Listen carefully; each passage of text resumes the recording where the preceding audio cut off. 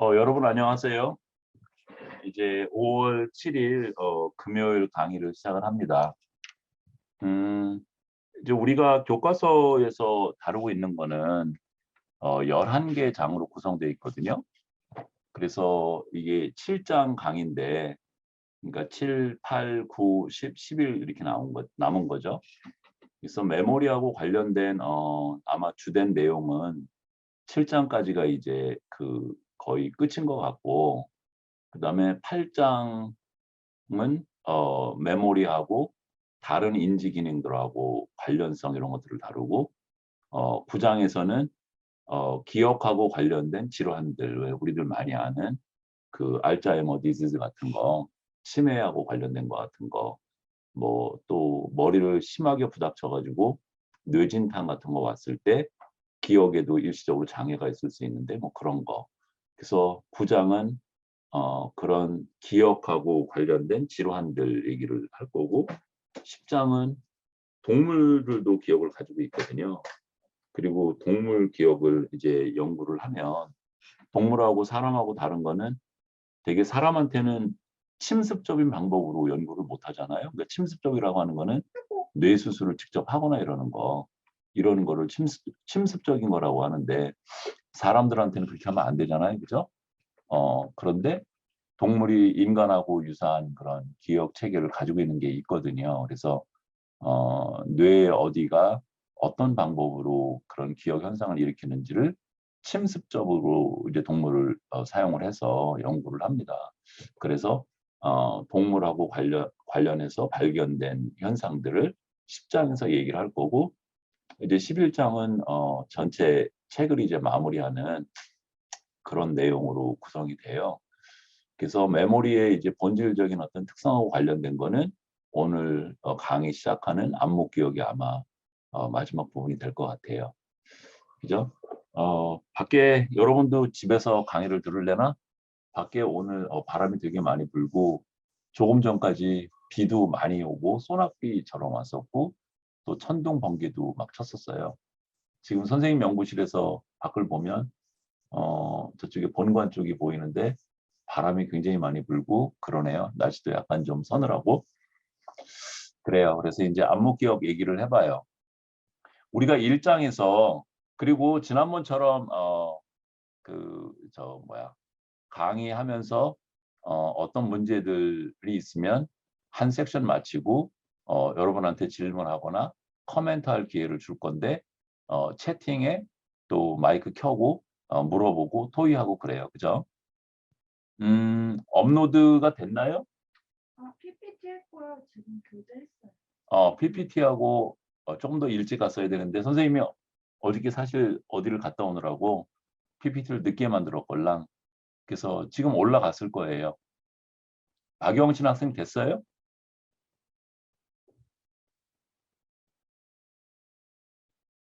그래요. 우리가 1장에서 처음에 그 인간의 기억을 얘기를 할 때 이 책에서 쓰고 있는 이런 모델을 얘기를 했었어요. 그죠? 그래서 이분은 특이하게도 explicit memory하고 implicit memory로 먼저 나눴는데, 그리고 explicit memory, 그러니까 explicit memory하고 implicit memory의 가장 큰 그 분류 준거가 주의를 얘기하는 거죠. 의식, 그죠? 그러니까 explicit memory 쪽, 명료 기억 쪽은 주의가 굉장히 필요한 그런 기억인 거고, implicit memory는 특별히 주의를 기울이지 않아도 특별히 의식선상에서 노력을 안 하는데도 여전히 알고 있는 거, 이런 메모리를 implicit memory라고 얘기를 했죠. 그죠? 그리고 명료 기억에는 장기 기억 성분, 롱텀 메모리 쪽하고 워킹 메모리로 구분이 돼요. 그죠? 그리고 장기 기억은 다시 에피소딕 메모리하고 시멘틱 메모리, 주로 아이템 메모리. 그러니까 시멘틱 메모리하고 아이템 메모리하고 유사한 거였었죠. 그죠? 단지 반복되는 횟수, 기간 같은 게 좀 다른 거였죠. 그죠? 아이템 메모리는 한 번 보고 나서 대략 몇 분, 뭐 몇 시간 정도 지났을 때 생기는 컨텐츠에 대한 메모리인 거고, 시멘틱 메모리는 흔히 우리가 이야기하는 세상사 지식이라고 그랬죠. 그죠? 그런 메모리라고 얘기를 했어요. 그러고 임플리시트 메모리 쪽에는 이제 뭐 예로 여기 들어있는 게 스킬하고 repetition priming이라고 이렇게 표시를 했는데 이거 말고도 더 있거든요.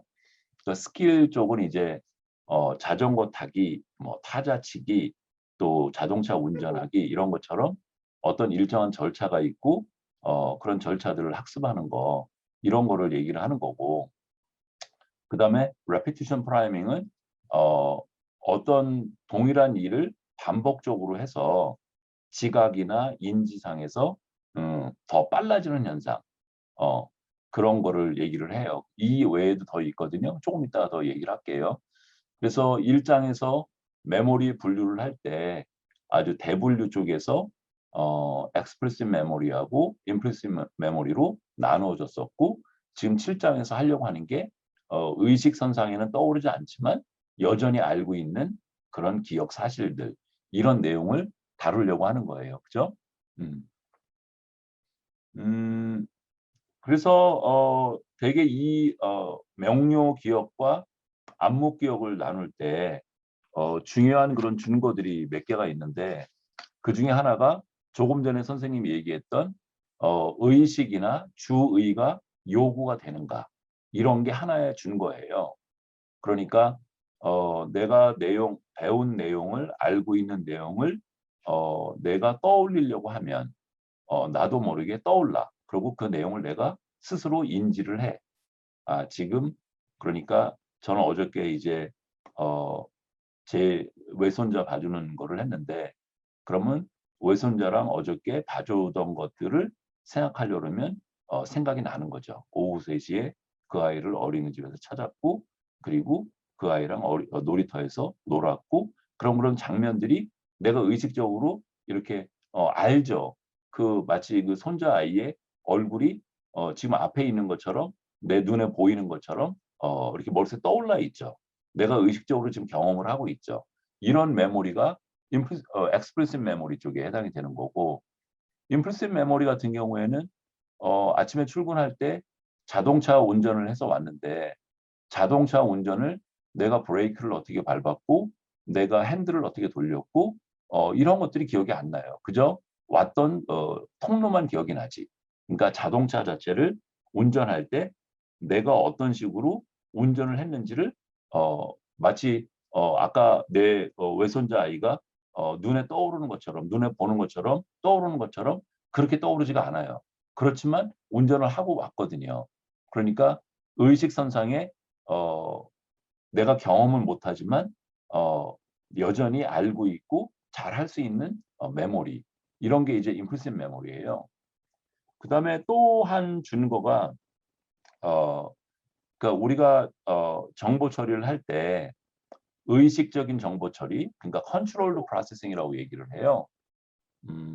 여기에 삽입을 해서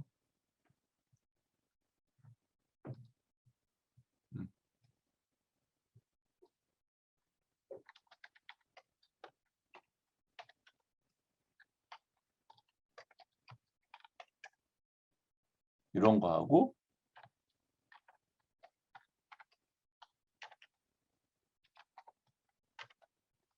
이런 것으로 나누는데 그러니까 controlled processing은 여긴 대문자로 쳤네.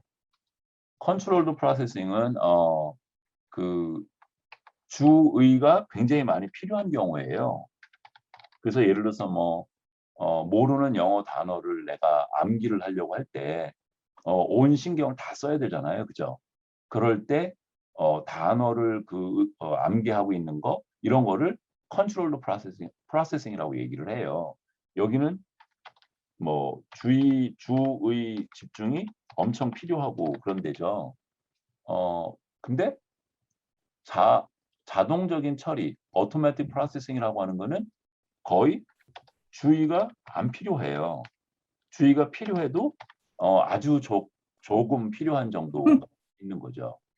그러니까 메모리 여기에 적용을 해보게 되면 명료 기억 같은 경우에는 주로 주의가 많이 필요한 컨트롤드 프로세싱을 하고 있는 거고 암묵 기억 같은 경우에는 주로 automatic processing 위주로 가고 있는 거예요. 그래서 주의가 그렇게 많이 요구가 안 되고 혹은 전혀 요구가 전혀 안 되는 경우는 없겠지만 거의 안 되는 상태에서도 내가 알고 있는 정보를 액티베이트 시키고 사용하고 이런 메모리가 임플리시트 메모리의 특성 중에 하나라고 볼 수 있어요. 그다음에 또 특이한 거는 이 임플 대개 이제 기억 상실증이라고 얘기를 할 때 대개 측두엽 쪽에 문제가 있는 거잖아요.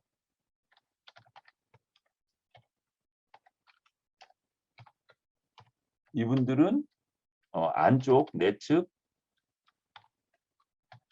측두엽 쪽에 기능이 뭐가 문제가 있는 거잖아요. 여기 내측 측두엽 쪽의 대표적인 영역이 해마인 거고 이쪽에 이제 어 손상을 입게 되면 기억 상실증이 나타나게 되는데 이런 쪽은 주로 명료 기억 쪽에 지금 문제가 있는 거예요.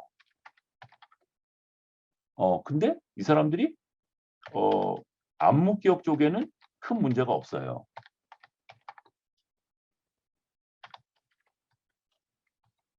없거나 아니면 아주 정상인 수준이거나 이런 정도로 보이는 거예요. 음 뭐 경험적으로 이제 우리들이 이렇게 보는 거 보면 뭐 실제로 주변에서 기억 상실증 환자를 제가 많이 보지는 못했는데 뭐 텔레비전 드라마 같은 거 이제 보게 되면 어떤 사람이 사고로 뇌를 다쳤고 그래서 기억 상실증이 돼서 본인이 누군지도 잘 모르고 본인이 어디에 사는지도 잘 몰라요. 근데 이 사람은 여전히 말을 하는 거나 알아듣는 거에는 문제가 없어요. 지금 이런 경우에 본인이 누구고 어디에 사는지 모르는 거는 명료 기억에 해당되는 부분이 지금 문제가 있는 거거든요. 근데 말을 하거나 말을 정상적으로 알아듣는 거는 대부분이 안목 기억 쪽을 쓰고 있는 거거든요. 이쪽에는 지금 문제가 없는 거예요. 그래서 기억 상실증 환자들을 보면 이런 명료 기억하고 안목 기억이 나누어져 있다고 하는 것이 증거가 되고요. 또 실험적으로도 증거가 되는데 어 예를 들어서 이제 앞에 거울을 놓고서 글자를 거기 비추면 거울에는 글자가 거꾸로 비치잖아요. 실제 보는 거하고 반대 모양으로 비치잖아요. 그러면 그거를 거울에 비친 모양을 오른손으로 쓰기 연습을 하는 거예요. 그러면 거꾸로 보이는 글자니까 처음에 당연히 어렵죠. 굉장히 어렵고 잘 못하죠. 그런데 여러 번 반복을 하게 되면 정상적으로 보이는 글자를 쓰는 것처럼 그렇게 잘 쓰게 돼요. 그런데 기억 상실증 환자들에게 동일한 과제를 시켰을 때 그러니까 미러에 비춰진 글자를 쓰는 훈련을 시켜 보면 뇌를 다치지 않은 정상인 사람이 배우는 것처럼 배워요. 그러니까 이거는 지금 우리가 어떤 내용들을 기억을 할 때 해마를 통해서 응고화가 일어나는 게 제일 많이 쓰는 거지만 해마를 쓰지 않고 뭔가 다른 쪽으로 가고 있는 러닝의 루트가 또 있다는 거죠. 그죠? 어. 그래서 그런 증거를 봐도 명료 기억하고 안무 기억하고 구분되는 거를 알 수가 있어요. 음 일반적으로 안목 기억화되면 정보 처리의 효율성이 높아지죠. 그러니까 정보 처리의 효율성이 높아진다는 거는 일단 그 일을 하는데 되게 능숙하게 하고 빠르게 한다는 거죠. 그리고 실수도 덜하게 된다는 거죠. 그래서 안목 기억화되면 일반적으로 그런 정보의 정보 처리의 효율성 같은 게 이제 나타나게 되고 어 이제 그런 식의 특성을 갖고 있어요. 그래서 오래전부터 이런 명료 기억하고 안목 기억이 구분되어 있는 별개의 메모리라고 하는 거에 대해서 뭐 대부분의 인지심리학자들이 다 동의를 해요. 그래서 인제 안목 기억과 명료 기억이 그런 식으로 나눠진다고 얘기를 했는데 그러면 안목 기억이 갖고 있는 특성이 뭐냐? 지금 선생님이 잠깐 얘기했던 것처럼 의식 선상에는 떠오르지 않지만 무의식 선상에서 여전히 내가 잘 알고 있는 기억을 얘기를 해요. 음 우리 아까 이만나 학생 채팅이 안 되려나? 이만나 학생 안목 기억의 예를 한번 들어볼까요? 마이크 켜고 해도 돼요. 아까 선생님이 자전거 타는 거, 운전하는 걸로 예를 들었었는데 안목 기억에 또 예가 뭐가 있을까요? 안 들려요, 마이크.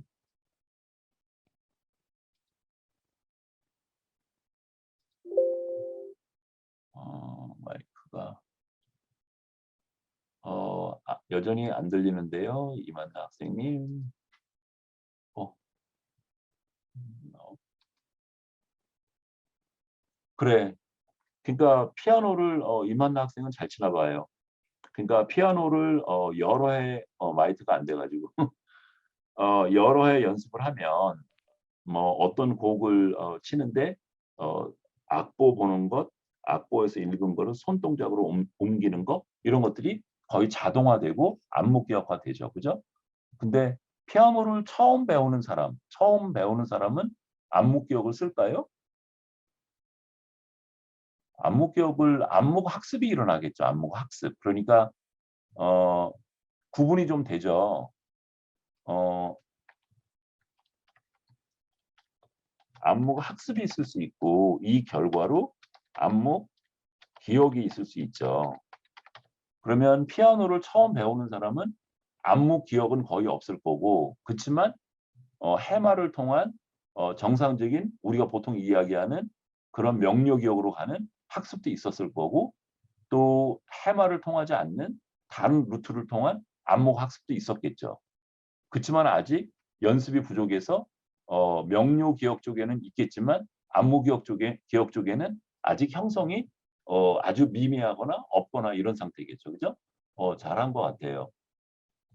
지금 이제 선생님은 원래 공부하는 내용이 인간의 언어 정보 처리 공부를 하거든요.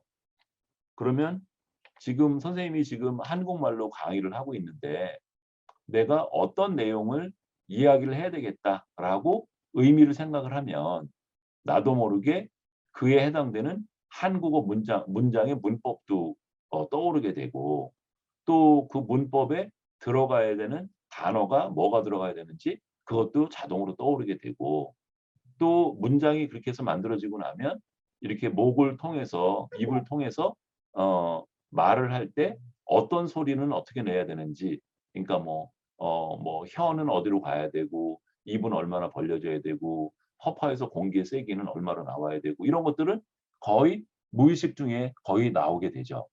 그러니까 지금 언어를 써서 말을 하고 알아듣고 이런 과정도 상당수가 안목 기억의 성분이라고 볼 수 있죠. 그죠? 이만나 학생 그죠? 그러니까 이게 컴퓨터 그 저 화면 앞에 놓고 얘기를 하려니까 조금 되게 어색하고 조금 그래요. 근데 채팅에서 여러분들하고 같이 얘기를 하고 또 마이크 켜고 얘기를 하고 그러면 조금 이렇게 오프라인 강의하는 것 같은 느낌이 더 있는 것 같아서 좋은 것 같아요. 그래서 여러분이 질문도 많이 하고 마이크 켜고 또 얘기도 하세요. 그래야지 뭔가 강의하는 것 같은 느낌이 있는 것 같아요. 그래서 그런 특성이 있어요. 안목 학습, 안목 기억이. 또 안목 지각도 있어요.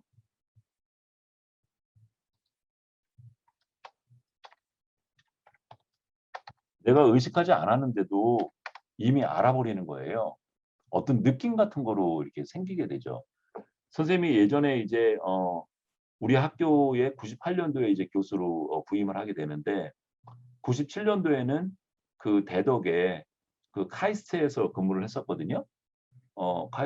카이스트의 전산학과 인공지능 하는 데에서 근무를 했었는데 어느 날 서울에 이제 그 일로 종합청사 쪽에 이제 정부 일이라서 거기 와서 회의를 마치고 밤 늦게 내려가게 됐거든요. 그때는 대전에 살았었는데 그래서 서울에서 이제 운전해서 경부고속도로를 가고 있는데 음 고속도로 그 초반에 입구 쪽에는 가로등 같은 게 있어서 그 잘 보이지만 고속도로 한참 지나고 나면 이제 가로등이 없잖아요. 그러니까 깜깜하잖아요. 밤 10시쯤 됐던 것 같은데 그래서 약간 피곤도 하고 졸리고 그래서 빨리 집에 가고 싶어서 추월선 1차선으로 빠르게 운전을 하고 있었거든요. 그런데 그래서 앞쪽에 뭐가 있으면 조심해서 가야 되잖아요. 잘못하면 사고 나면 죽으니까. 어 그래서 되게 신경을 많이 쓰면서 운전을 했어요. 했는데 앞에 뭐가 느낌에는 있는 것 같아요. 뭐 어떤 차 같은 게 뭐가 있는 것 같은 느낌인데 근데 이렇게 눈을 열심히 뜨고 봐도 주위를 집중해서 봐도 안 보여요. 아무것도 안 보이고. 없는 것 같아요. 그런데 느낌에는 뭔가 좀 찜찜한 게 뭐가 있는 것 같은 느낌이 있는 거예요. 그래서 주행선으로 빠졌거든요, 2 차선 도로 그쪽으로. 그리고서 얼마 지나가다 보니까 앞에 큰 트럭이 가고 있었더라고요. 근데 큰 트럭이 가고 있었는데 트럭들 후미등 이런 것들 잘해야 되는데 망가졌는지 일부러 안 킨 건지 안 킨 거예요. 안 보이는 거예요, 깜깜하게. 그러니까 지금 선생님은 그 트럭을 지각한 거 이런 게 안목 지각의 일례라고 볼 수 있거든요. 그러니까 분명히 내가 주의를 엄청 기울여서 뭐가 있는지 열심히 보려고 노력을 했는데 왜냐하면 내 몸에서 이게 느낌에는 뭔가 있는 것 같은 그런 느낌이 있는데 열심히 봐도 안 보이는 거예요. 근데 옆에 인제 빠져 가지고 내가 빨리 가다 보니까 추월하다 보니까 보니까 트럭이 있잖아요. 이런 것들이 일종의 안목 지각이거든요. 여러분도 아마 옷 같은 거 이런 걸로 사러 뭐 시장이나 백화점이나 이런 데 갔을 때 음 나한테 필요한 옷은 뭐 예를 들어서 셔츠고 또 내가 갖고 있는 돈이 이만큼이라서 이런 정도 급의 옷을 사야 되고 그러는데 이상하게도 어떤 쪽에 옷이 계속 끌리는 거예요. 그죠? 그래서 결국은 그 옷을 사잖아요. 그죠?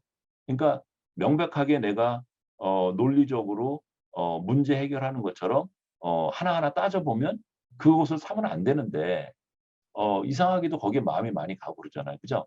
그런 것들이 뭔가 안목 지각이 이미 된 거예요. 그래서 나의 마인드가 이렇게 세팅이 그쪽으로 이렇게 정해져 버린 거죠, 지금. 그런 게 일례예요. 그죠? 그러니까 안목이라고 하면 지각도 있고 학습도 있고 기억도 있는 거네요. 그죠? 음. 그래서 여기서 제일 중요한 거는 무의식 선상에서 그런 일들이 일어나고 있다는 거고 한 번 가지고는 잘 안 일어나요. 여러 번 반복을 해야 돼요. 여러 번이라는 게 작게는 뭐 몇십 번이고 많게는 뭐 몇천 번, 몇만 번 이렇게 되겠죠. 음 선생님이 운전을 유학 가기 전에 하기 시작했으니까 88 년도부터 운전을 했거든요. 그럼 지금 몇 년이에요? 지금 21 년도면 무려 23 몇 년 한 거예요? 40 몇 년을 한 거잖아요. 그죠? 40년 가까이를 한 거잖아요. 그죠? 그래서 그러면은 내가 운전을 몇 번을 했겠어요. 그러니까 반복 횟수가 엄청나게 많아져야지 안목 기억이 생기는 거예요, 일반적으로. 그리고 이런 반복 기억이 이제 반복해서 안목 기억화되면 아까 말한 것처럼 효율성하고 능숙도가 높아지게 되죠. 효율성이라고 하면 실수율도 줄어들게 되고 속도도 빨라지는 걸 얘기를 하는 거죠. 능숙도는 눈 감고도 할 수 있는 것처럼 어 주의를 기울이지 않고도 할 수 있는 것처럼 그렇게 변하는 거죠. 음. 요런 일들을 일으키는 행동상에서의 어떤 지표를 반복 점화라고 그러거든요. 그러니까 한 번 하고 두 번 하고 세 번 하고 네 번 하면 많이 할수록 이전보다 더 효율성이 높아지는 현상. 그런 거를 반복 점화라고 얘기를 하고요. 그다음에 이제 안목 기억 쪽에 여러 개가 있는데 그중에 하나가 스킬 러닝이에요. 되게 스킬들은 일정한 그 순서가 있어요. 그래서 절차가 있어 가지고 1번 하고 나면 2번 해야 되고 2번 하고 나면 3번 해야 되고 이런 어떤 일정한 절차가 있어요. 그런 절차들을 여러 번 반복을 해서 거기에 익숙하게 되는 거죠. 그죠? 여기에 최지원 학생이 "선생님 질문이 있습니다." 너무 잘했어요. 예를 들어 모기에 물렸을 때 간지러워서 무의식적으로 계속 긁게 되는 것도 의식적으로 긁어서 문제를 해결하는 반복적인 학습을 통해 암묵교육이 일부는 됐다고도 볼 수 있겠죠. 근데 이 가려운 거 이거는 기억 속에서 기억을 만일에 쓴다면 오히려 안 긁지 않을까? 오히려 그거보다는 뭐 물퍼스 갖다 바르든지 이러지 않을까? 거의 가려운 거는 거의 반사적인 행동 이런 거 쪽이겠죠. 그것도 되겠네요. 그러니까 내가 주전자 이게 물이 막 끓고 있는데 나도 모르게 그걸 대면 뜨거워서 손을 놔두면 탁 뛰잖아요. 그죠? 이런 리플렉스 같은 거잖아요. 반사 행동이잖아요. 그죠? 이런 반사 행동도 안목 기억의 일종이라고 볼 수도 있거든요. 그러면 그런 거를 적용을 해보면 지금 최지원 학생이 물은 것처럼 모기에 물려서 나도 모르게 긁는 게 일종의 반사 행동 같은 거 그런 쪽으로 생각해 볼 수 있고 이 반사 행동도 안목기억의 일종이라고 볼 수 있을 것 같아요. 재미있는 생각인 것 같아요. 올여름에 모기 마르려나요? 또 질문이 또 나왔다. 너무 재밌다. 선생님 이런 게 더 재밌어요. 이나리 학생이 질문을 했는데 명료 기억은 있어서 기억 상실증 환자가 자기가 어디 사는지는 까먹는다고 하셨는데 만약 직접 자기 집에 가보게 한다면 이것도 좋은 생각이다. 자기 집에 갈까요? 못 갈까요? 여러분 생각은 어떻게 생각하세요? 그러니까 기억 상실증 환자인데 어디에 사세요? 이렇게 의사 선생님이 물었어요. 신경과 선생님이. 그랬더니 아무런 얘기를 못 해요. 어디에 사는지 얘기를 못 해요. 주소 같은 거 이런 거 설명을 못 해요. 그런데 그 기억 상실증 환자를 그 사람 집 인근에 내려놨어. 그리고 한번 집에 찾아가 보라. 그러면 찾아갈까요? 못 갈까요? 여러분 한번 써보세요. 채팅해도 되고 마이크 켜고 해도 돼요.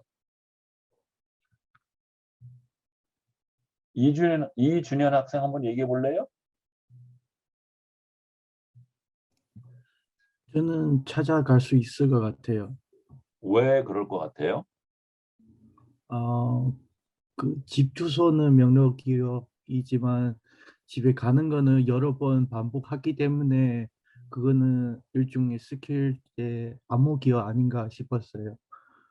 상당히 그럴 가능성이 높지. 그러니까 우리 집 근처에 데려다 놓으면 거기에 있는 상점이나 도로 모양이나 가로등이나 이런 것들이 단서가 되겠죠. 그죠? 마치 왜 일종의 조건화 같은 거하고 비슷할 것 같은데 그러니까 정답은 찾아갈 수 있어요. 찾아갈 수 있고 준현이가 잘했고 찾아갈 수 있고 안목 기억 때문에 지금 그런 거고 그런데 이런 경우에 안목 기억은 주된 게 아까 운전하는 거, 피아노 치는 거 이런 것처럼 절차 기억 성분도 있겠지만 더 많은 거는 조건화 쪽인 것 같아요. 연합학습이라고 얘기하거든요. Associative Learning, Associative Memory.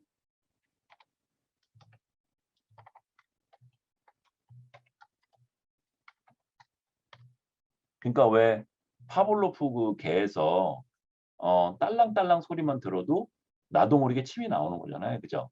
그런 경우에 딸랑딸랑이라고 하는 1번 단서하고 침이 나오는 행동하고 두 개가 연합이 된 거잖아요. 그죠?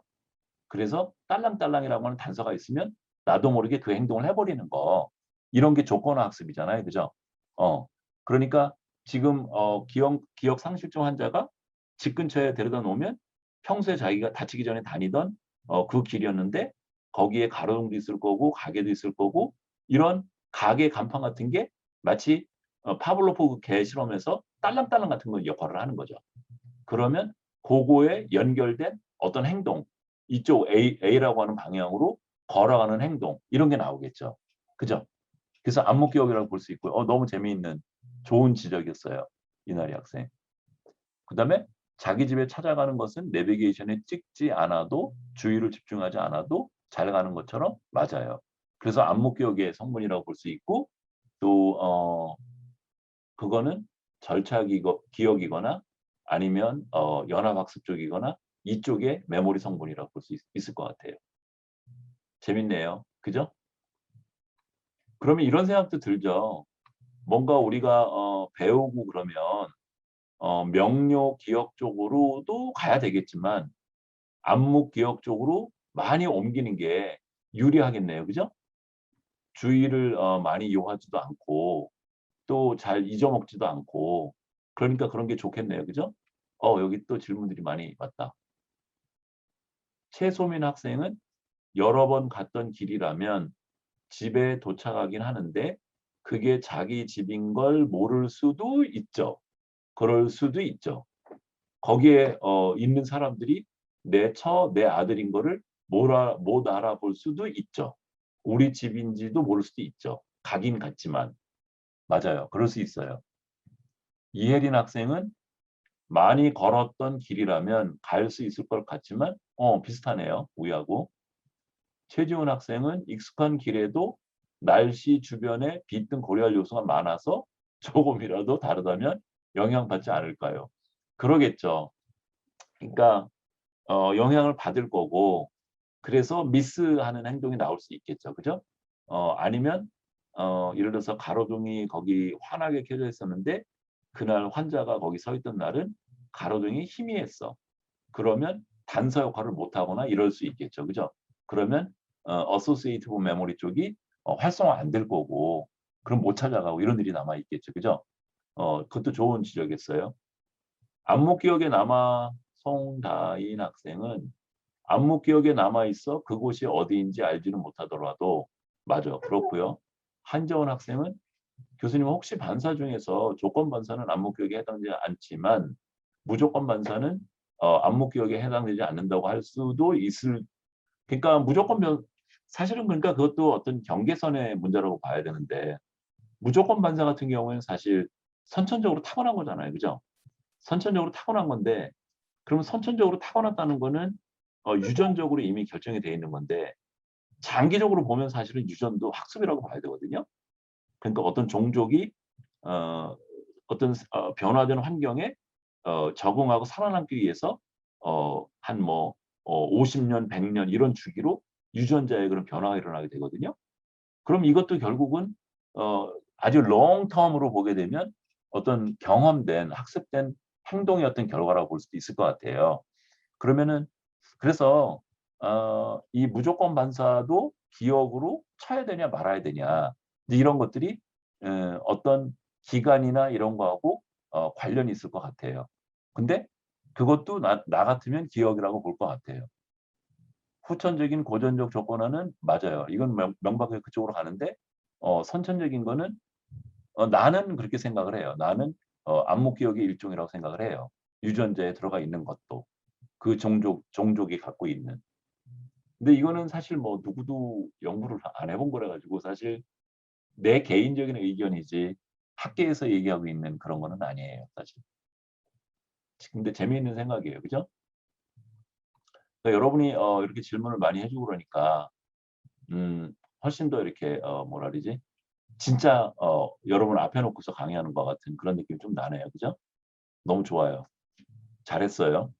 그래서 안목 기억에서는 지금 이제 두 가지 요인이 중요한데 하나는 의식 선상. 의식 선상이라고 하는 거는 주의가 필요한 걸 얘기하는 거고 그런 게 1번인 거고 그다음에 두 번째는 음 반복적으로 돼야 된다. 여러 번. 한 번으로는 되지 않는다. 그게 다른 명료 기억하고의 차이점 중에 하나예요. 예를 한번 들어볼까요? 선생님이 아까 여기 또 왔다. 이명은 학생이 물었는데 교수님 아까 설명하신 안목 지각의 설명이 우리가 흔히 말하는 맞아요. 이런 거 좀 비슷해요. 직감 이런 거하고. 음, 그래서 그 나도 모르게 왜 내가 오늘 기분이 좋은지 모르겠어. 그런데 기분이 좋아. 그런데 이렇게 생각을 해보면 나중에 이제 꼼꼼히 앉아가지고 꼼꼼히 생각해보면 내가 그런 거를 지각을 하거나 내가 이렇게 떠올려 본 적은 없지만 뭔가 이렇게 잘 되는 어떤 단서 이런 것들을 내가 본 거죠. 나도 모르게. 본 거고 그래서 나도 모르게 어떤 필링이나 이런 게 결정이 돼 있는 거고 이런 거죠. 그러니까 안목 지각의 결과로 직감 같은 게 생긴 거죠, 지금. 그죠? 맞아요. 어. 그러니까 사실은 우리들이 이제 이렇게 행동을 하고 그럴 때 음, 대부분이 안목지 쪽에서 온 거예요.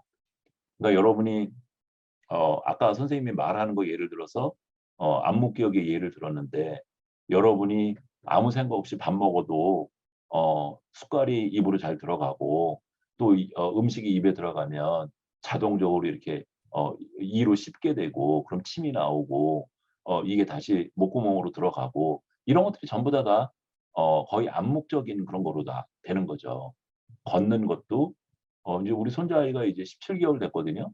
남자아이인데 이제 막 뛰어요. 근데 걔 초반에 걸을 때 그러니까 한 몇 개월쯤일까요? 한 10개월? 12개월? 이 무렵에 비틀비틀 막 그렇게 앉았다가 막 이렇게 입나무 넘어지기도 하고 이럴 때 보면 걷는 것도 배우는 게 되게 어렵거든요. 로봇 같은 거 왜 사람처럼 걷는 로봇 잘 못 만들잖아요. 그죠? 걷는 것도 배우는 게 되게 어려운 그런 학습 중에 하나인데 근데 이제는 막 뛰어요. 그죠? 그런 것도 안목 지식, 안목 기억 쪽에서 나온 거라고 볼 수 있어요. 그러니까 우리들 대부분의 행동의 많은 부분들이 사실은 대부분이죠. 그게 다 안목 기억에 의존해서 이루어지고 있는 거고 거기에 의식적으로 처리하는 거 몇 개가 얹어진 형태 이렇게 되는 거죠. 사실은. 그죠? 어, 맞아요. 그렇고 음. 그래서 왜 그런 거 있잖아. 직감 이런 게 중요하다고 그러는데 그래서 왜 내 방이나 내 주위에 나로 하여금 기분 좋게 하고 또 내가 좋아하는 것들로 꾸며 놓는 것들이 나의 무드 같은 것들이 이렇게 긍정적인 무드 쪽으로 나도 모르게 유도가 되게 되고 그러면 더 일이나 공부나 또 주위 사람들하고의 관계나 이런 것들이 더 좋은 쪽으로 가고 이렇게 변화가 되는 거. 뭐 이런 것들이 삶의 지혜 같은 거겠죠. 그죠? 그죠? 음. 그렇고요. 그래서 이제 질문 다 했죠. 재밌네요 그래도. 또 있다. 조양 학생인데 운동선수 경우에는 근육기관이 맞아요. 비슷해요. 어 그러니까 기억이 되는 게 그 여러 그런 그 단위가 있는 것 같아요. 그러니까 뇌에서도 그 안목 기억이 되고 그리고 근육기관에 있는 인대나 뼈의 조직이나 거기에도 일부의 기억 같은 게 남아 있는 것 같아요. 그러니까 이런 거 예전에 왜 그 뭐 미인 이렇게 된다고 미인으로 만든다고 신발 그때는 왜 발이 큰 게 조금 결점이었다면서요 예전에는. 그래서 발을 좀 적은 여자분들이 더 미인이라고 여겨졌다면서요. 그래서 일부러 작은 신발 같은 거 신기고 그랬잖아요. 그죠? 그러면 발이 그 신발 사이즈에 그 적응을 해서 변화를 하잖아요. 그죠? 그러니까 이렇게 보면 그 사람의 어떤 그런 지능이 뇌에만 있는 게 아니고 신체 부분들에도 그 환경에 적응할 수 있도록 어떤 변화가 일어나는 그런 체계가 있는 것 같아요. 그래서 꼭 뇌에만 있는 것 같진 않아요. 맞아요. 나는 그렇게 생각을 해요.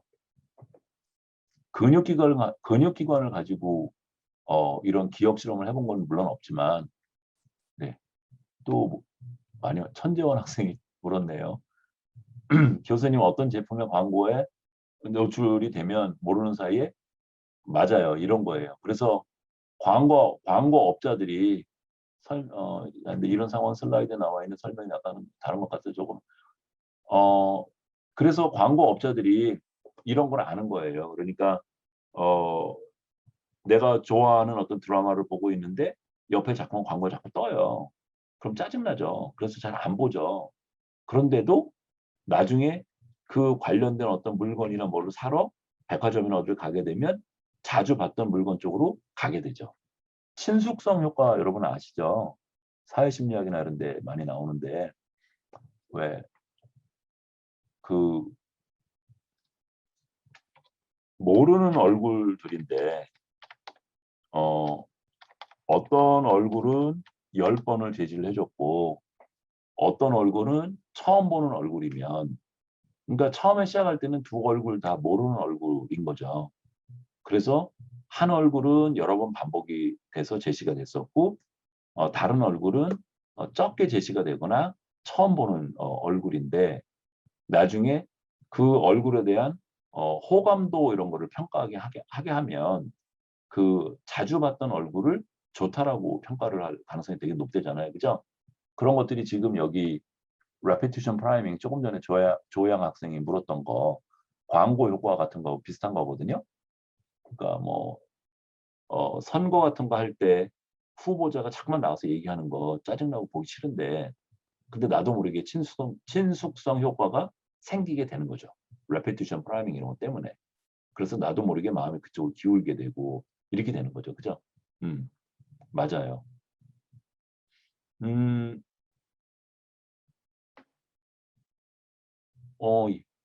내가 아는 이만나 학생인가? 예전에 다른 과목도 들었었나요? 그죠? 그때 공부 되게 잘했었는데. 교수님 아까 말씀하신 안목지각 예시에서 실제로 트럭이 앞에 없었는데, 아니, 있었는데 내가 의식적으로 못 본 거죠, 지금. 그러니까 주의를 기울여서 의식선상에서 지각을 하려고 노력을 했는데도 안 보이는 거예요. 깜깜하고 트럭에 후미등이 없으니까. 근데 뭔가 직감적으로 뭔가 있는 것 같고 좀 찜찜하고 그래서 그 주행선으로 빠진 거죠. 그리고 내 차가 더 빨랐으니까 속도가 빨랐으니까 이제 그 트럭 못 봤던 트럭을 이렇게 서페스하게 되는데 하면서 우리가 트럭이 있는 걸 알았고 그래서 어, 아, 그러니까 암묵적으로 뭔가 지각이 일어난 거구나. 지금 이런 거죠.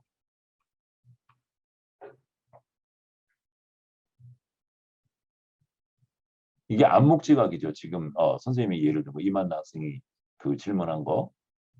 김희상 학생은 또 내측 측두엽이나 해마가 손상된 환자들은 명시적 기억의 문제를 겪는데 혹시 특정 뇌 영역의 손상이 안목 기억이나 학습에 문제를 일으키는 사례가 있는지 궁금합니다. 있어요. 그러니까 이 안목 기억하고 특히 동작 같은 거 어떤 뭐 이렇게 시퀀스 러닝 같은 거 아까 피아노 치는 거 같은 거 예를 들었는데 이런 동작 같은 게 포함이 된 어떤 안목 기억 이런 쪽은 그 베이설 갱글리아라고 기저핵, 소뇌 이런 데가 관여를 많이 해요. 그런데 기저핵 쪽에 문제가 있으면 그런 걸 잘 못 배워요. 그러니까 벌써 한 10년 정도 된 것 같아요. 그 영국의 노팅엄 대학에 스티브 잭슨이라고 하는 선생님 친구 교수가 있는데 나보다 나이가 더 많고 나보다 더 뚱뚱하고 키도 더 크고 전형적인 막 그 영국 사람 되게 큰 사람 이런 분이었는데 그분이랑 논문을 하나 쓴 게 있었는데 여러분 툴렛 신드롬 아세요? TOULETTT인가? 그러니까 왜 이렇게 뭐 틱이라고도 그러죠. 그러니까 어떤 그 신체 동작이 본인이 원하지 않았는데도 무슨 반사 이런 것처럼 이렇게 되는 거 그런 아이들을 대상으로 주의 문제를 연구한 적이 있었거든요. 근데 이 아이들이 되게 한 18살, 20살 이때까지 되게 그런 거를 앓게 되고 한 20살이 넘어서 오게 되면 자동적으로 나아요. 그래서 그 현상이 되게 이상하잖아요. 그런데 그 투얼렛 틱 현상을 겪고 있는 그 환자를 보면 특징적으로 아까 말했던 기저핵, 그 베이설 갱글리아 쪽에 정상인하고 달라요. 작거나 그러니까 미발달돼 있거나 아니면 일부의 손상이 있거나 그래요. 그런 사람들이. 그런데 20살 정도가 되면 이 사람들이 그 틱이 없어지거든요. 이거 봤더니 그 베이설 갱글리어 인근 영역의 전두엽 쪽에 A라고 하는 영역이 보통 정상인보다 더 크게 발달이 더 잘 됐어요. 그래가지고 웃기는 일이 벌어지는데 이런 과제를 시켰거든요. 1번 줄에는 이제 숫자하고 알파벳 같은 거 막 써 있어요. 2번 줄에도 그런 게 써 있고 그래서 뭐라고 지시를 하냐면 알파벳이 나오면 다 지우다가 어, 만일에 아라비아 숫자가 나오게 되면 오른쪽으로 가서 알파벳을 지워라 이런 식으로 시키는 거예요 과제를. 그러면 그러니까 스위칭 해야 되는 거예요.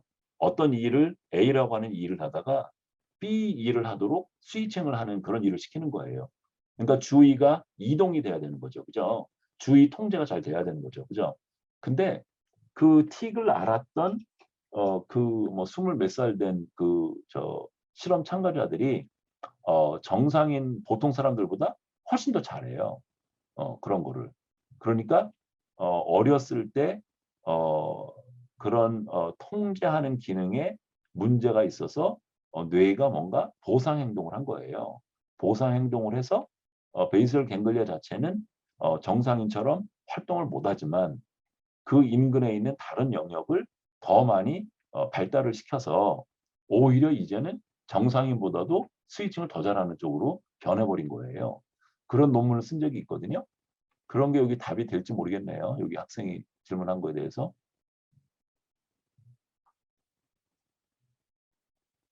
네.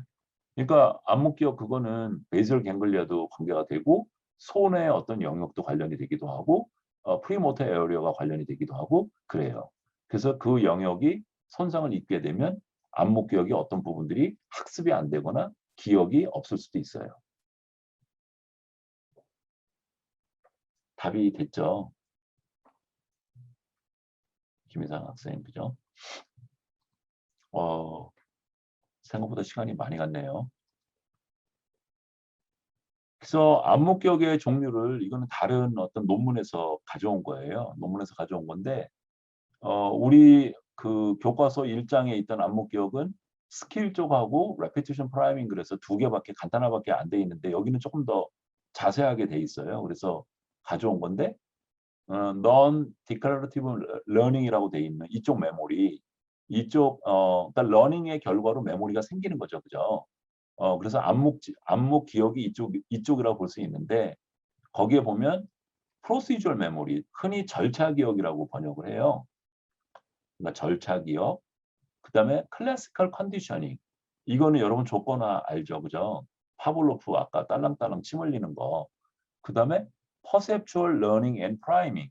이게 그런 거. 그러니까 반복적으로 노출이 되게 되면 그 예를 들어서 시각 광고였다면 A라고 하는 광고가 반복적으로 제시가 되게 되면 여기 후두엽에 그 시각을 그거를 담당하는 뇌의 영역이 어느 정도 활성화되어 있거나 거기에 기억을 갖고 있는 거예요. 그래서 그 다음번에 유사한 그런 광고가 나오게 되면 자동적으로 아까 후두엽 쪽에 저장돼 있던 그게 활성화되면서 더 빨리 인식을 하게 되고 그렇게 되는 거죠. 이제 그런 게 지금 perceptual learning and priming 이거고 그다음에 또 하나가 네오 뭐라고 돼 있냐면 너무 흐리네요. 이건 리플렉스 같은 쪽이에요. 아까 얘기했던 것처럼. 그리고 이쪽에 절차 기억 쪽에 가보면 둘로 나눠져 있는데 하나는 시퀀셜 그러니까 순서가 있는 거를 학습하는 거. 그러니까 피아노 건반 치는 것처럼 악보에 그 음표 이렇게 있으면 음표의 순서에 따라서 건반을 눌러야 되잖아요. 그죠? 거기 어떤 절차가 있잖아요. 그죠? 자전거를 타려고 그러면 페달을 구르는 게 있고 핸들을 돌리는 게 있고 몸을 어떻게 세우는 게 있고 이런 절차가 있잖아요. 그죠? 그런 절차에 해당되는 프로시저럴 메모리가 있고 그다음에 절차는 아닌데 non sequential한 프로시저럴 메모리가 있다는 거예요. 그래서 sequential 메모리는 조금 전에 선생님이 얘기를 했어요. 어떤 종류인지. 근데 이쪽에 non sequential learning은 probabilistic categorical learning이라고 여기 지금 예를 들었는데 이런 거예요. 예전에 벌써 한 20년 정도 된 것 같아요. 그 논문을 쓴 게 어떤 실험을 했냐면 아마 저한테 첫 번째 석사 과정 지도 학생이었던 것 같은데 우리가 영어 소리에 그러니까 페이퍼 할 때 P 소리에 대한 거는 아는데 father 할 때 F에 대한 소리는 우리 안 갖고 있다 그러잖아요. 한국어 소리가 없잖아요. 그래서 그때 이제 어떤 생각을 했냐면 이게 뇌에 저장되어 있는 소리 지식이 페이퍼의 P에 대한 지식은 있고 father의 F에 대한 소리 지식은 없어서 지금 못 알아듣는 거다. 구분을 못하는 거다. 두 개를. 이런 식의 생각인데 그러면 그거는 언어화된 기억으로 분류될 때 문제이고 만일에 청각기관 최초의 청각기관에서는 구분할 수도 있지 않을까. 페이퍼의 P 소리하고 father의 F 소리에 해당되는 물리적인 자극을. 그래서 페이퍼를 녹음을 하고 father를 녹음을 한 다음에 녹음된 거에서 100분의 1초 해당되는 그런 길이만큼을 들려줬어요. 들려준 다음에 두 자극이 같은지 다른지를 판단하는 과제를 시켰어요. 그랬더니 해요. 구분을 해요. 그러니까 이 얘기는 뭐냐면 청각의 물리적인 수준에서는 P에 해당되는 청각의 물리적인 속성하고 father의 F에 해당되는 물리적인 속성을 구분할 수 있다는 거예요. 그런데 그 녹음된 거를 좀 더 길게 해가지고 이번에는 한 50ms로 늘리잖아요. 그러면 두 소리 구분을 못해요. 그러니까 이 얘기는 뭐냐면 물리적으로 물리적으로 들리는 자극을 이제 기억 속에 있는 놈하고 이렇게 비교하는 과정이 필요한데 카테고라이즈하는 과정이 필요한데 그 과정이 되고 나면 언어화된 지식 정보로 바뀌어야 되는 거예요. 그런데 우리나라 사람 뇌 기억에는 P에 대한 그런 소리 지식은 있는데 F에 대한 소리 지식은 없어서 가장 유사한 P로다가 분류가 다 돼버린 거예요. 그래서 우리들 보통 생각하고 조금 다르죠. 그러니까 녹음된 자극의 길이가 길어질수록 단서가 많을 테니까 더 잘 구분할 수 있을 것 같은데 되게 패러독스컬하게도 오히려 짧은 경우는 구분을 하다가 길게 제시를 해주게 되면 구분을 못 한다는 거죠. 그러니까 이 얘기는 초기에 감각적이고 지각적인 처리에서는 구분이 되다가 언어 지식화로 바뀌고 나면 구분을 못 한다는 뜻이 되는 거죠. 그죠? 그러면은 여기에 지금 조금 이따가 재준 학생 내가 답해 줄게요. P 소리에 해당되는 거하고 F 소리에 해당되는 거를 두 자극이 되게 유사하니까 소리에서 그 자극을 여러 번 만나게 되면 두 종류의 소리 지식이 카테고리가 생겨야 되는 거예요. 이런 식의 러닝이 지금 여기서 말하고 있는 절차 기억의 카테고리컬 러닝을 얘기를 하는 거예요. 그러니까 지금 소리의 예를 들었는데 지난번에 이제 그 개발을 하고 있는데 이런 거예요. 이렇게 동그란 이렇게 그 원에 화살표가 여러 개 화살표가 한 뭐 100개 정도가 있어요. 조그만 화살표가. 근데 어떤 화살표는 왼쪽을 가르치고 있고 어떤 화살표는 위를 가르치고 있고 어떤 거는 왼쪽을 가르치고 있고 그러면 100개의 그 화살표 중에 60%는 왼쪽을 가르치고 나머지 40개는 무선적인 방향을 가르치게 하는 경우에 사람들 보고 방향을 판단해 보라고 하면 그 60% 하는 거는 반항 쪽으로 가거든요. 그리고 나중에 60%인 거하고 오른쪽으로 가는 거를 또 40% 쪽으로 많이 나오게 만들어 주게 되면 오른쪽으로 다 안 가는데도 어떤 화면을 보게 되면 얘는 오른쪽이라고 판단을 해요. 그러니까 이게 확률적으로 그러니까 화살표가 가르치는 방향이 확률적으로 분포가 되어 있는데 어떤 특정한 확률로 결정되어 있는 그쪽으로 전체 카테고리를 만들어 버린다는 거죠. 그래서 두 종류의 카테고리가 분리가 되는 학습이 일어나는 거예요. 왜 여러 번 왜 인지심리학이 그런 거 많이 보셨잖아요. 그 왜 저 뭐지? resemblance 그러니까 컵이냐 대접이냐 이런 거를 판단하는 과제 같은 거. 되게 이제 그릇의 넓이하고 높이하고 비율이 문제가 되는데 일반적으로 컵으로 분류하는 거는 밑에 넓이는 좁고 높이가 높은 경우에 컵이라고 분류를 하고 반대로 밑에 넓이가 넓고 높이가 낮으면 대접이라고 구분을 하잖아요. 그죠? 근데 그 비율이 어느 선으로 가게 되면 대접이라고 보기도 좀 그렇고 컵이라고도 보기 좀 어려운 그런 지점까지 가죠. 근데 그럼에도 불구하고 사람들은 컵하고 대접이라고 하는 두 개의 카테고리로 지식을 가지고 있죠. 그죠? 이런 게 statistical probabilistic learning이에요.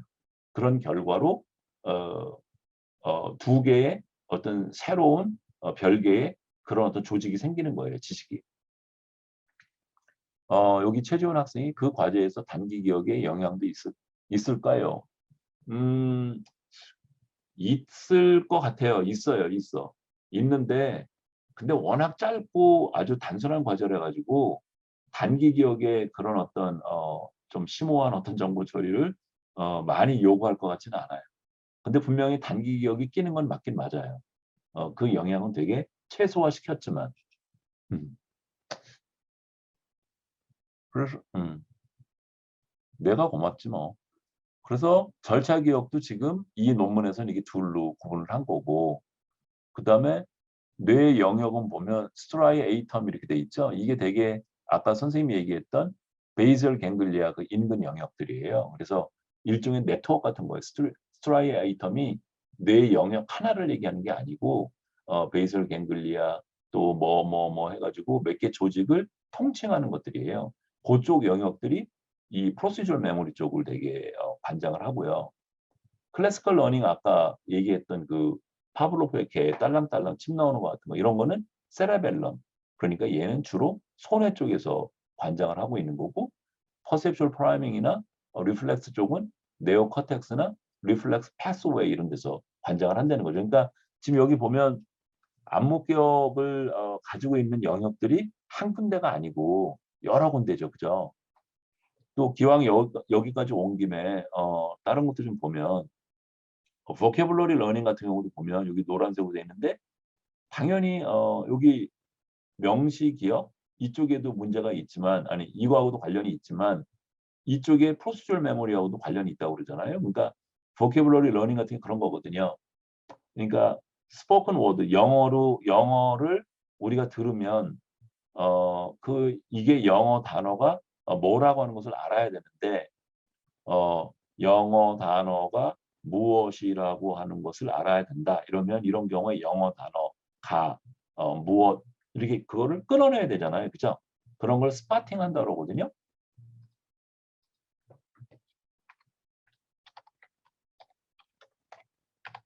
일부분을 끊어내서 단어를 찾아내야 되거든요.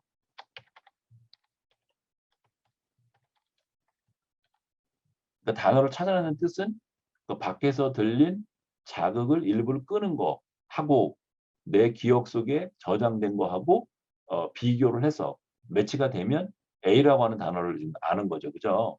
근데 이렇게 말소리에 이렇게 말로도 소리로 말한 문장이 이렇게 들리거든요. 영어 여러분 못 알아듣는 미국 사람들 얘기가 보면 이것만 들리지 단어가 안 들리잖아요. 그죠? 그 뜻을 알려면 거기서 단어를 스파팅 해내야 되거든요. 근데 그 스파팅을 해내려고 그러면 여러 가지 거기 단서들이 있는데 그 중에 하나가 A라고 하는 소리하고 B하고 하는 소리는 자주 나타나고 A하고 C는 자주 안 나타나면 자주 나타나는 소리 연합으로 된 게 단어일 가능성이 높잖아요. 그죠? 그 단어일 가능성이 높은 거를 거의 무의식적으로 내가 스파팅을 해내야 되는 거예요. 그런 지식을 가지고. 그러니까 이런 게 일종의 프로시저럴 메모리 쪽에 지금 암묵 기억으로 돼 있는 거죠. 그죠?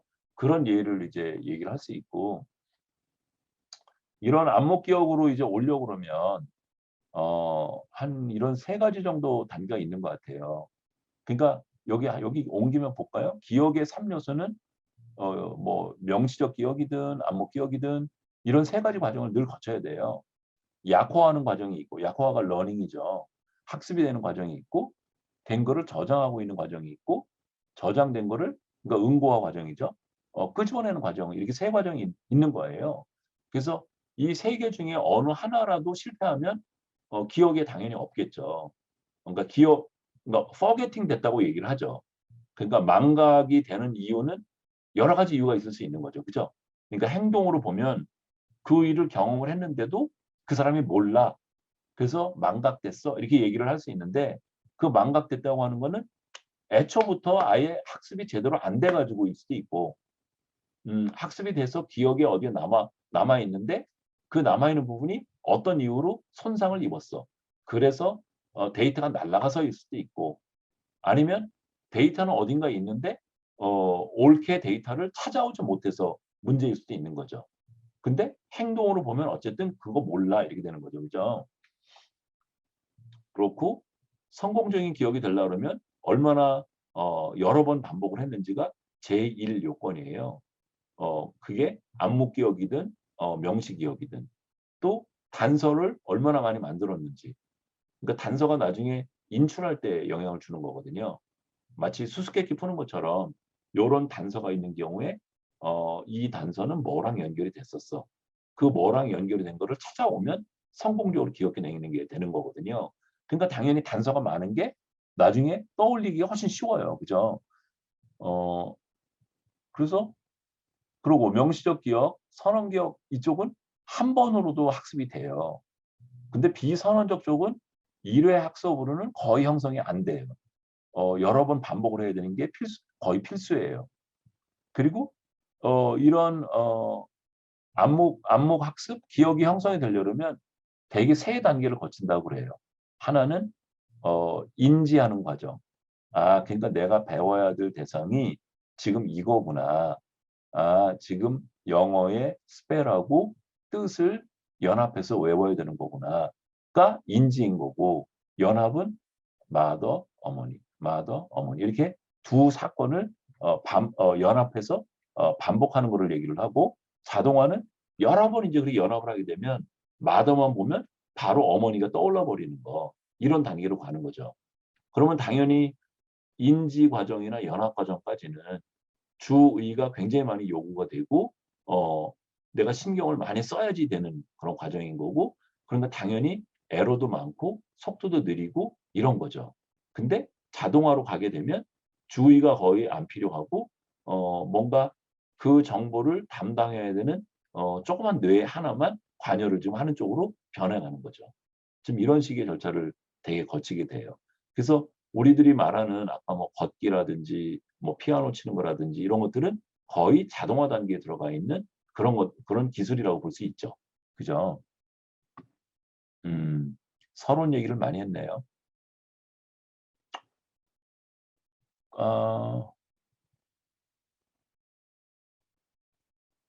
여기까지만 하고, 아니 지금 31분. 오늘 퀴즈 할까요, 말을까요, 여러분? 지금 퀴즈 할까요, 말을까요? 빨리 저거 뭐지? 채팅에 얘기해 보세요. 안 해도 될 것 같구나, 임건우. 그래요. 여러분 뜻이 다 그렇구나. 그래요. 그러면 오늘 퀴즈 하지 말고.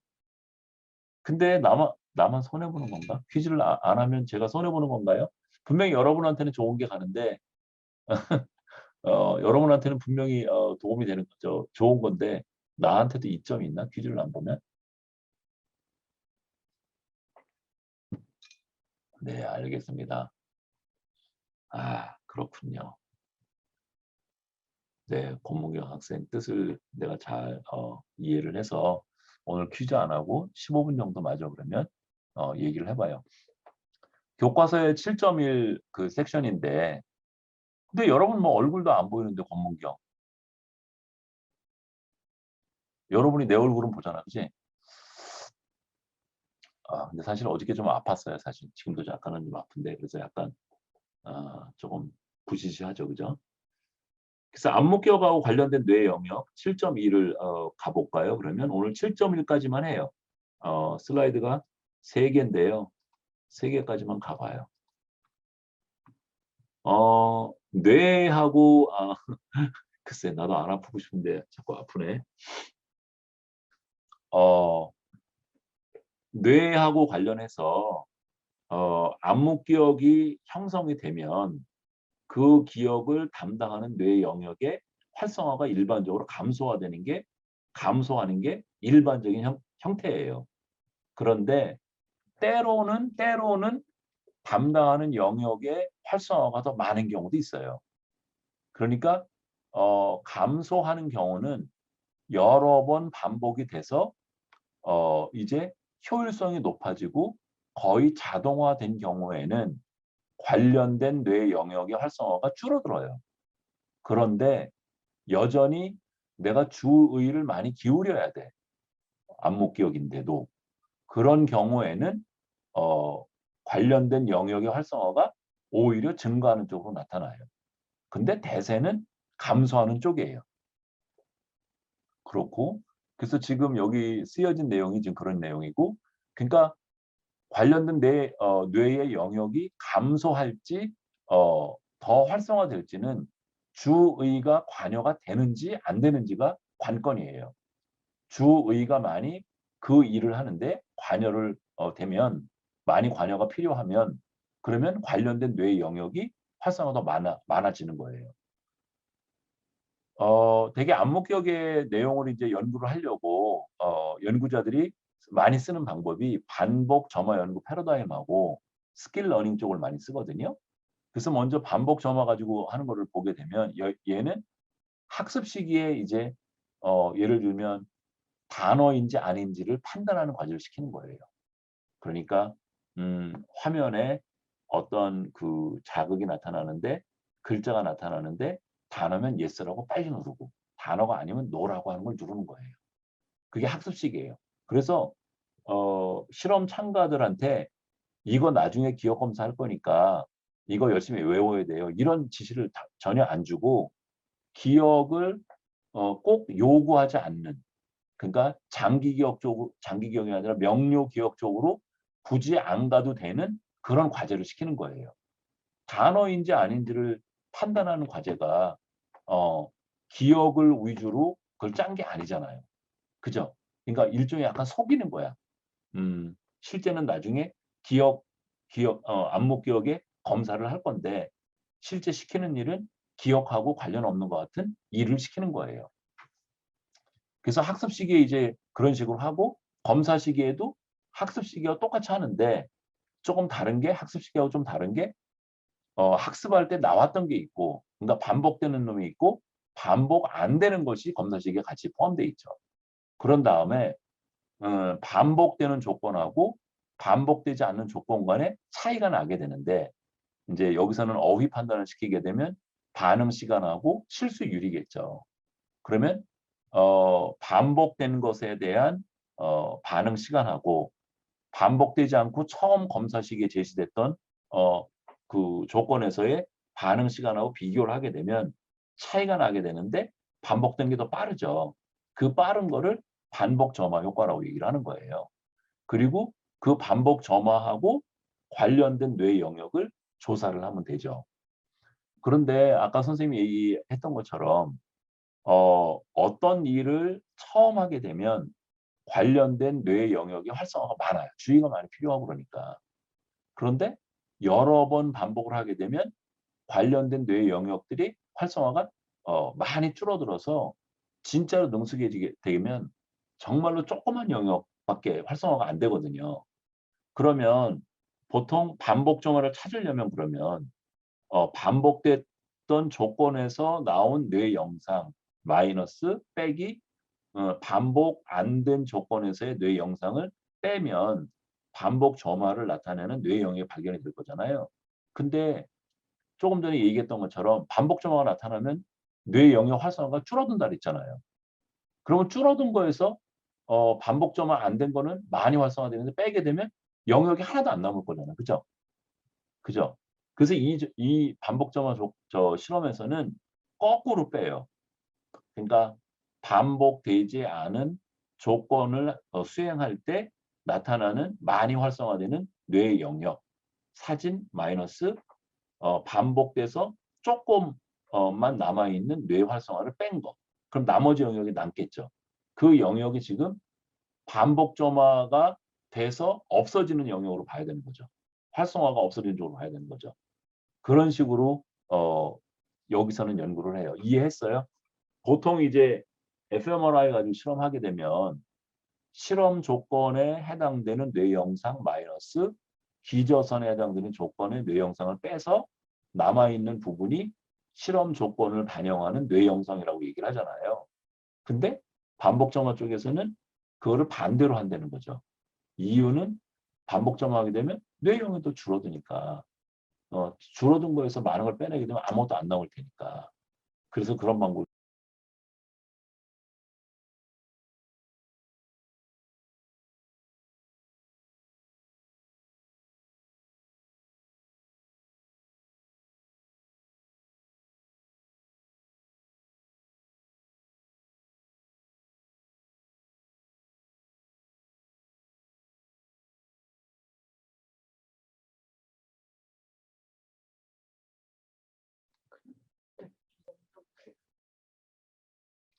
저거는 또 PPT.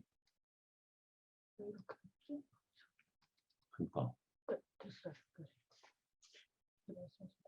이제 들려요?